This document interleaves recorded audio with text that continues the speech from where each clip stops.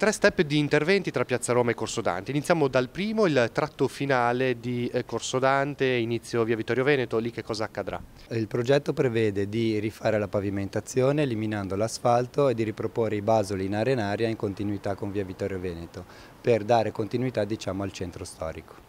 C'è poi un altro intervento simile in Piazza Roma, dove? In Piazza Roma, sempre al lato nord, amplieremo la pavimentazione in porfido, sostituendo, diciamo, il posto dove ora ci sono le auto e verrà pavimentato come zona pedonale. Poi la pavimentazione di Corso Dante anche vedrà un grande intervento, in quale modo e dove? Tutti i sottoportici di Corso Dante lato nord verranno restaurati e recuperati laddove possibile e rinnovati invece dove il degrado ormai non rende più possibile un intervento di manutenzione.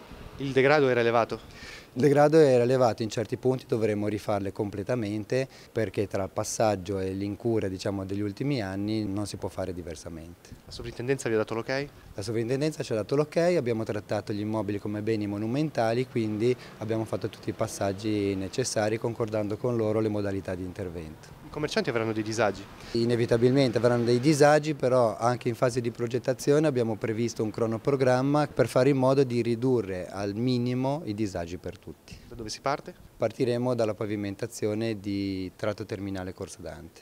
Per quanto riguarda il traffico e anche i parcheggi che verranno meno nelle zone dove lavorerete, c'è uno studio in corso? C'è uno studio in corso non tanto sui parcheggi su Piazza Roma perché sono veramente pochi e quindi l'impatto sarà minimo.